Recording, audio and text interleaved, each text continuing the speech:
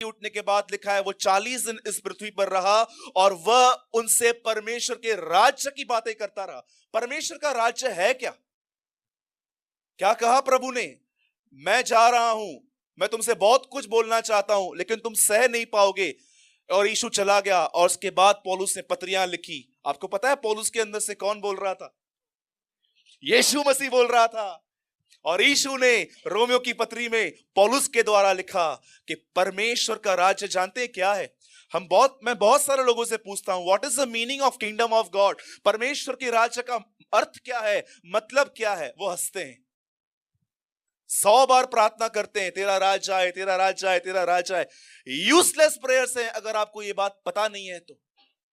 Do you know यीशु ने क्या कहा? अन्य जातियों की तरह बकबक मत करो। इसका मतलब जिस चीज की मीनिंग नहीं पता है, अच्छा है इसलिए तुम चुप रहो वहां पर। इसीलिए पौलुस भी जगह पे कहता है वे जो बातें दृढ़ता से कहते हैं वे उन्हें समझते भी नहीं है। मैं आपसे पूछता हूं आप में से कितने लोग ये बात जानते हैं कि परमेश्वर का राज्य है क्या आखिर? कई बार हम लोग बोलते हैं परमेश्वर का राज्य। लिखा है फिलिप्पुस के लिए वो यीशु मसीह की गवाही और परमेश्वर के राज्य का सुसमाचार सुनाता था। एक जगह लिखा है 28 अध्याय प्रेरितों के काम में कि पौलुस वहां के यहूदियों को परमेश्वर के राज्य की कथा सुना रहा था। क्या है परमेश्वर का राज्य? यीशु कहता है जब कभी तुम प्रार्थना करो तो कहो उसका राज्य आए।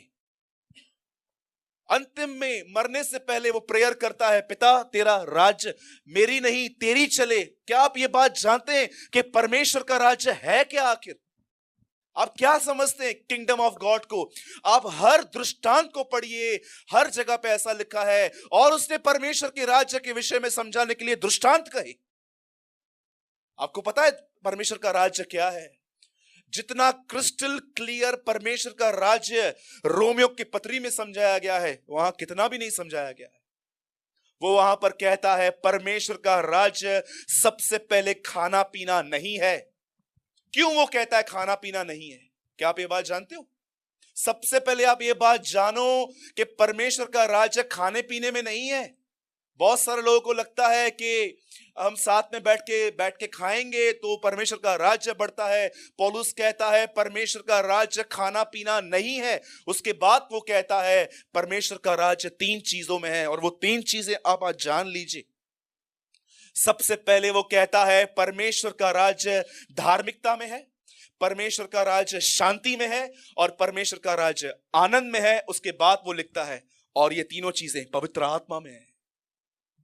आप में से कितने लोगों ने 14-17 रोमियो कभी इसको सुना है आज तक? परमेश्वर का राज्य। मैं 10 साल से बिलीवर हूं, मुझे 10 साल से किसी भी प्रीचर से मैंने आज तक ये वचन नहीं सुना है कि किसी ने खड़े होकर सभा में ऐसा कहा हो कि परमेश्वर का राज्य धार्मिकता है। धार्मिकता का मतलब क्या है?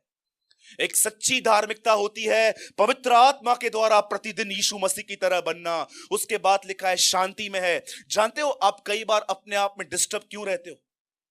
क्योंकि आपका एक रिलेशनशिप स्पॉइल हो रहा है और खुदा आपको झुकने के लिए कह रहा है और आप नहीं झुकते हो। इसके लिए आपके अंदर अनपीस और अशांति रहती है। वो कहता है परमेश्वर का राज्य शांति में है। इसका मतलब परमेश्वर चाहता है कि आप सबके लिए अपने आप को साफ रखो।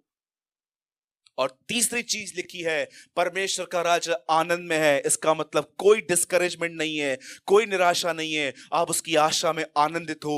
और वो कहता है ये तीनों बातें पवित्र आत्मा में है। मेरे भाइयों जब आप पढ़ते हो परमेश्वर का राज्य, इसका मतलब क्या है? यीशु की तरह बनो। दूसरी चीज आपको किसी के लिए भी आपके अंदर नफरत नहीं होनी चाहिए, आपका सबसे संबंध अच्छा होना चाहिए। और तीसरी चीज जो वो कहता है वो है आनंद, कि आपके अंदर कोई डिस्करेजमेंट नहीं है। आज किसी से भी पूछो परमेश्वर का राज्य क्या है तो 2 चीजें बताते हैं, उन्नति और चंगाई। पौलुस कहता है धार्मिकता है, यीशु मसीह की तरह बनना, परमेश्वर के राज्य में आना है, आनंद में जीना, कोई टेंशन नहीं है, कोई डिस्करेजमेंट नहीं है। भले मेरे पास बहुत कुछ नहीं है लेकिन मैं प्रभु के अनुग्रह से खुश हूं कि मेरे पास जो है उसमें मुझे प्रभु ने खुश रहना सिखाया है।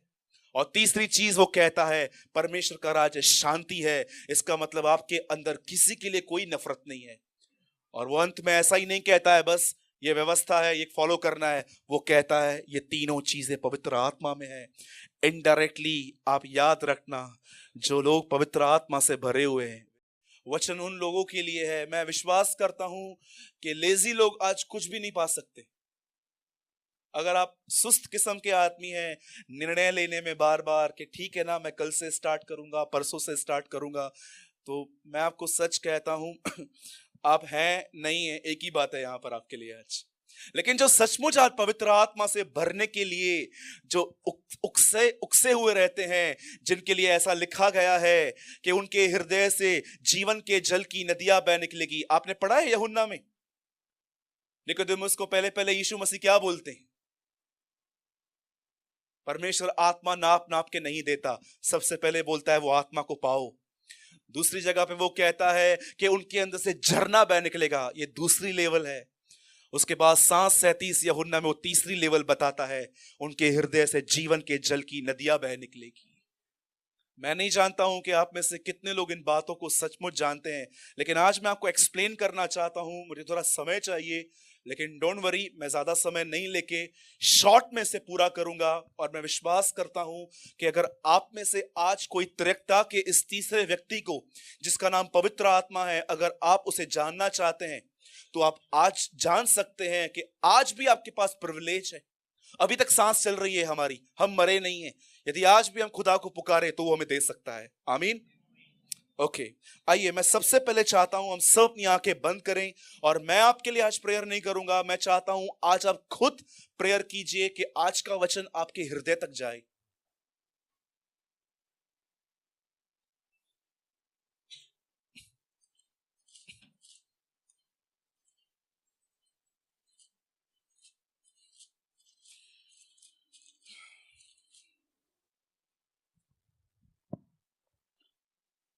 पिता, हम दुआ करते हैं यीशु के नाम में, हम प्रार्थना करते हैं स्वर्गीय पिता, आज हमें अपनी आत्मा से भर। जब आदम प्रभु एक पुतले के समान था, तब लिखा है कि तूने उस पे फूका और प्रभु वह जीवित प्राणी बना। और मुर्दों में से जिंदा होने के बाद जब तू चेलों से मिला, तूने उन पे फूका। और बाइबल कहती है प्रभु, यही चीज एक नई वाचा में सबके लिए आशीष बनती है कि वे सब पवित्र आत्मा से भरे हुए थे। मैं दुआ करता हूं प्रभु, हमारे अंदर आज जो हर्टिंग्स हैं उन्हें हील कर, जो लोग टूटे हुए हैं उन्हें जोड़, जो बीमार हैं वो यीशु के नाम में चंगे किए जाएं, जो अंधकार में हमें ज्योति मिले प्रभु। क्योंकि मुझे पता है जब ये प्रचार होता है तो भले ही हम कुछ कहें न कहें, लेकिन तेरा आत्मा ऐसे ही लोगों को चंगा कर देता है। लॉर्ड हील अस लॉर्ड, हमें आशीष दे, हमें अपने आत्मा से भर, हमें अपने लहू में धो दे, यीशु मसीह के नाम में, आमीन एंड आमीन। अगर आपके पास बाइबल है तो आप मेरे साथ खोल सकते हैं मत्ती का 25वां अध्याय, मैथ्यू चैप्टर 25, हम सब ओपन करेंगे।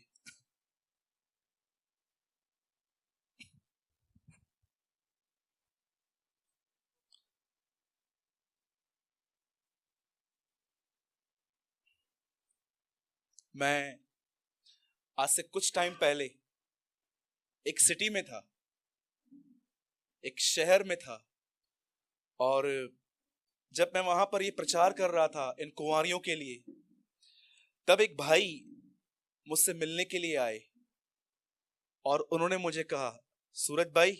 मैंने बोला हाँ। बोला मैं जानता हूं तुम्हें इससे कुछ गहरा पता है, और मैं इसीलिए आपसे 5 मिनट मिलने के लिए आया हूं, ताकि आप मुझे बताओ कि एक्चुअली ये क्या है। और उन्होंने मुझसे एक सवाल पूछा। बोला सूरज भाई, मुझे आप बता सकते हो जो यहाँ पर लिखा है वे कुंवारियां सो गई, इसकी गहराई क्या है? मैंने कहा मैं बता तो दूंगा, लेकिन आप हजम नहीं कर पाओगे। बोला नहीं, फिर भी मुझे जानना है। मैंने कहा जानते हो कैसे मालूम पड़ता है कि आप सोए हो कि जागे हुए? बोला कैसे? मैंने कहा जब ये दुनिया आपके लिए उस दुनिया से ज्यादा रियल बन जाए तो जान लो तुम सोए हुए। बाप रे! मैंने बोला आप डाइजेस्ट कर पा रहे हो? मैंने बोला जब ये दुनिया आपके लिए उस दुनिया से ज्यादा रियल बन जाए, एक्साइटेड हो जाए, यार ये सब चाहिए, तो मैंने कहा एक्चुअली यू आर स्लीपिंग। वो उठ के खड़ा हो गया, उसने बोला बस मुझे और नहीं सुनना है, मुझे बहुत कुछ आज मालूम पड़ गया। जब आपके लिए फोन, शेयर्स, पैसे, बहुत सारी महंगी महंगी चीजें आपको अभिषेक और उसकी उपस्थिति और उसके वचन से ज्यादा इंपॉर्टेंट लगने लग जाए, तो आप समझ जाना आपको एक्चुअली नींद आ गई है और आपको जागने की जरूरत है। इसीलिए लिखा गया है, आप देखो कई बार, आप बिलीव करेंगे अब मैं जो कहूंगा, 95% मसीह लोग सोए हुए हैं, उनको जागने की जरूरत है। मैं फिर से कहूं, जब ये दुनिया आपके लिए उस दुनिया से ज्यादा ओरिजिनल और रियल हो जाए, इसीलिए पौलुस कहता है यदि कोई इसी जीवन में प्रभु से सब कुछ पाने की आशा करता है तो वो कहता है वो सब मनुष्यों से अधिक अभागा है। इसलिए मैं आपसे कहता हूं, जागिए, बहुत समय बीत चुका है। हम तो कहते हैं यीशु मसीह आएगा, याकूब कहता है न्यायी द्वार पे खड़ा है, वो तो कहता है वो द्वार पे खड़ा है। अब भी समय है कि हम जागें और हम जानें कि उन चीजों को हम वैल्यू दें। मैं नहीं कहता हूं कि हम चीजों को यूज नहीं करें, हम अच्छे से अच्छी चीज यूज करें, अच्छे से अच्छे कपड़े पहने। मसीहत बिल्कुल भी ऐसे नहीं है कि भिखारियों की तरह घूमना है और खाने के लिए नहीं होना चाहिए। तो मैं नहीं बिलीव करता हूं इस आत्मिकता पे कि कुछ लोग बोलते हैं अगर गरीबी में रहूंगा तो ज्यादा आत्मिक बनूंगा। जी नहीं नहीं नहीं नहीं नहीं, बिल्कुल भी नहीं। मैंने अपने जिंदगी में ऐसे लोग देखे हैं परमेश्वर के, जिनके पास अच्छे से अच्छे सेलफोन्स हैं, ब्रांडेड कपड़े पहनते हैं, अच्छी कलीसिया है, पर मैंने एक बात उनके अंदर देखी है, उनका मन किसी बात में नहीं रहता, किसी बात में नहीं रहता। आप सोचो अगर कोई चीज हमारे हाथ से छूट जाती है तो हमको तकलीफ होती है कि ये चीज क्यों जा रही है, लेकिन मैंने उनकी जिंदगियों में देखा है अच्छी से अच्छी चीजें प्रभु ने उनसे ले ली, उन्हें कोई फर्क नहीं पड़ा। ये बात दर्शाती है कि भले उनके पास चीजें हैं लेकिन उनका मन उन पे सेट नहीं है।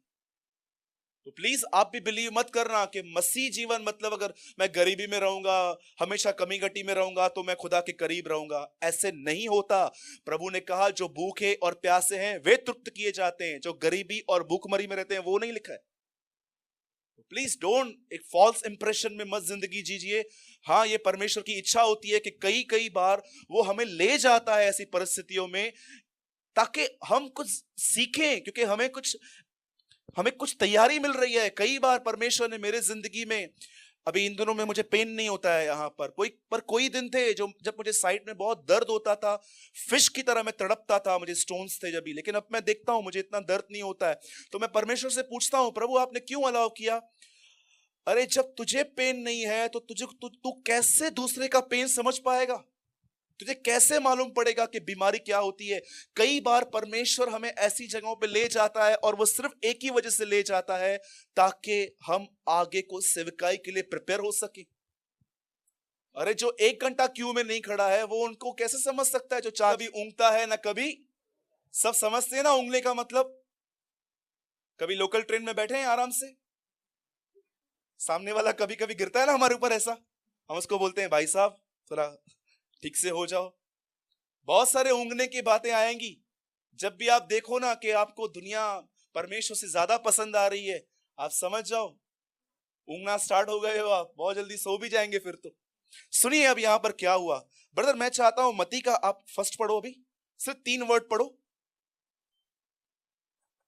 25 का फर्स्ट पढ़ो। बस बस बस, स्वर्ग का राज्य वापस आया है।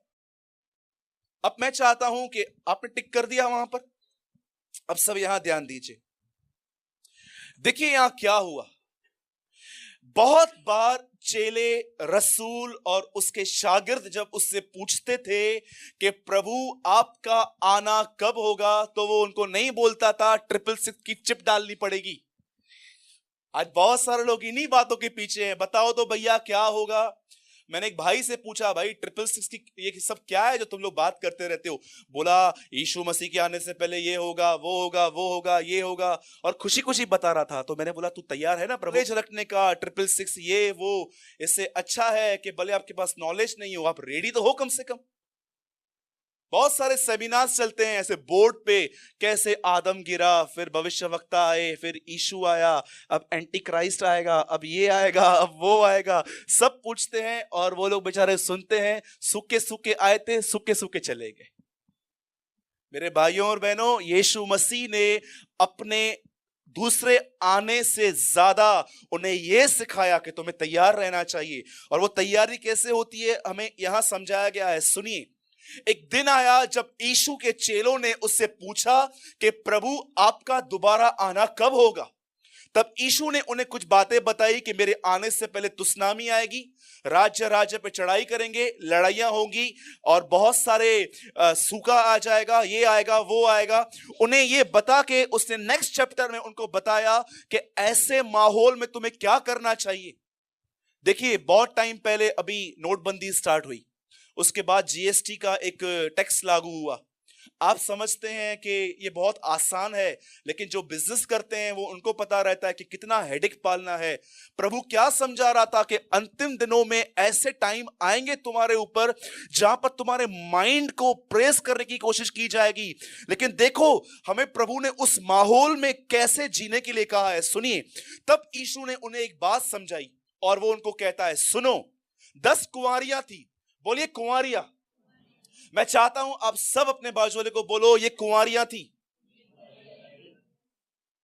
कितने लोगों ने प्रकाशित वाक्य में ये वचन पढ़ा है, वह वेश्या जो बेबीलोन कहलाई जाती है वह गिर गई। क्या आप ये बिलीव कर सकते हो कि खुदा अपनी कुछ कलीसियाओं को वेश्या भी कहता है? इंग्लिश में लिखा है हार्लट। नहीं बिलीव करते हैं ना? डोंट वरी, जजमेंट डे पे सब बिलीव करेंगे कि परमेश्वर ने अपनी कुछ कलीसियाओं को वेश्या भी कहा था। जैसे वेश्या अपने बदन को बेचती रहती है, वैसे ही बाइबल कहती है कुछ कलीसियाएं ऐसी भी हैं जो एक नाम मात्र कलीसियां हैं, लेकिन हर संसारी अफेयर में वो जुड़ी हुई हैं। इसलिए बाइबल कहती है अर्थात बेबीलोनी कलीसिया। और लिखा है, लेकिन ये कौन है? ये कुंवारियां हैं। याद रखिए ये कलीसिया है, इसमें 10 लोग हैं। और अब सबसे अच्छी बात जानते हैं क्या है? इन 10 को पता है कि दूल्हा मुझे लेने आएगा। इनके पास ज्ञान है। और हुआ क्या, जब उन्होंने ये देखा कि उसके आने में देर हो रही है, तो बाइबल कहती है वो सो गई। और जैसे वो सो गई, जैसे उनको नींद आई, कि आपको पता है वहां पर क्या हुआ? जैसे उन्होंने देखा कि दूल्हा आ रहा है, वो उठ के खड़ी हो गई। लेकिन इन सबों को एक बात पता थी कि यीशु मसीह आएगा, और दूसरी बात उनको यह भी पता थी कि हमें नहीं देखा जाएगा, हमारी लैंप को देखा जाएगा। कितनी बड़ी बात है, इन 10 को ज्ञान था। आज हम सबों के पास ज्ञान है, आज हम सब कुंवारियां हैं। लेकिन बाइबल कहती है हो सकता है जैसे वो तैयार नहीं थी वैसे तुम भी तैयार नहीं हो। क्या कहती है बाइबल यहां पर? 10 कुंवारियां थी, उन 10 के पास लैंप थी। इन 10 को पता था दूल्हा आने वाला है। 5 तैयार थी और 5 का सूख चुका था। और जब दूल्हा आया तो अब सुनिए उनकी दिशा क्या है। 5 तो चली गई, 5 रह गई, और वो उनको कहती है प्रभु हमारे लिए दरवाजा खोल। और वो कहता है मैं तुम्हें नहीं जानता। आपको पता है आज जिस चीज में हम सबसे ज्यादा लैक हैं, आज हम जिस चीज में हम सबसे ज्यादा कमजोर हैं, मैं आपको वो बताता हूं। ये लैंप जो है ना, मैं आपको सच कहता हूं, लास्ट 3 महीनों से मैं इस चीजों के लिए पढ़ रहा हूं कि लैंप है क्या। मैं आपको बताना चाहता हूं, आपके पास आपके घरों के अंदर ये बाइबल है।